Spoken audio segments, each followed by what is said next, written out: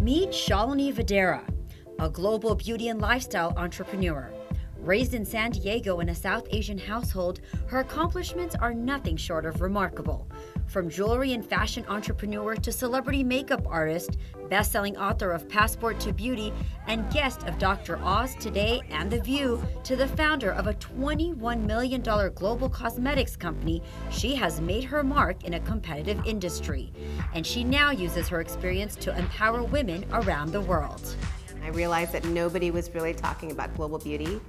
Nobody was celebrating the fact that America is the melting pot of the world. We have a new skin tone being born by minute. There's new skin tones being created in this country, and mainstream media was really only catering to Caucasian or African American. Vadhera started her entrepreneurial journey at the age of 19 when her father sent her to India to start her own company. While she gained the experience of working in textile with her uncles, it was beauty that had always been her interest. I was working at the clinic counter.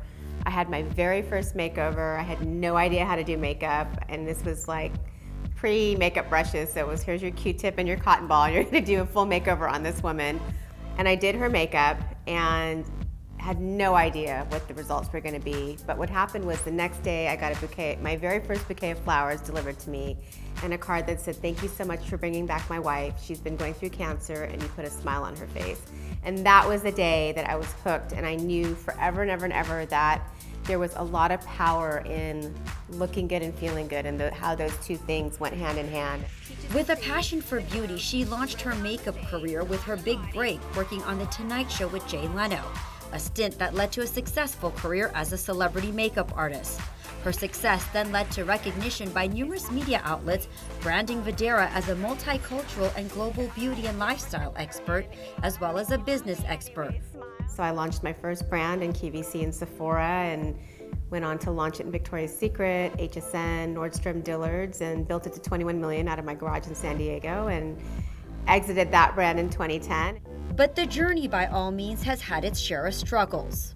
Being a woman and trying to fundraise has been very difficult. Only 7% of female-founded companies in the US are funded.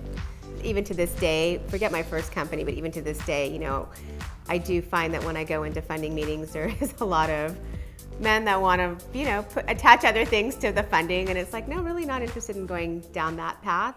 According to the 2016 State of Women-Owned Business Report, there are approximately 923,000 Asian American women-owned businesses in the United States. Between 2007 and 2016, the number of Asian American women-owned businesses increased by 76%. Shalini says perhaps being a minority has worked in her favor. Being a minority gives you a point of difference, and it allows you to have a different perspective because of maybe how you were raised or the cultural influences that you had, which then plays into your brand.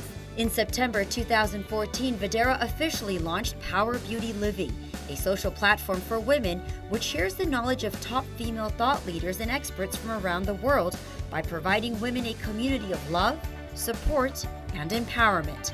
And today, she is as fierce as ever in spreading her message.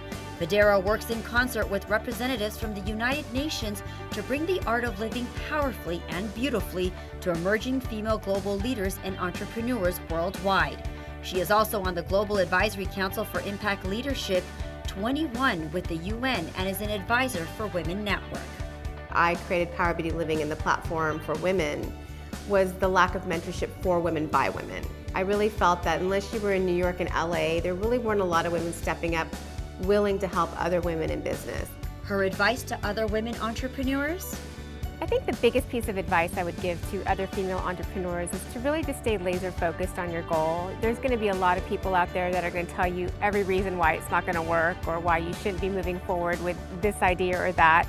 But stay focused. You might have to pivot here and there, but you know, just take the noise out of your life and get rid of that chatter. And also surround yourself with other women that are like-minded, that are willing to support you, and really create a strong tribe, because it's invaluable.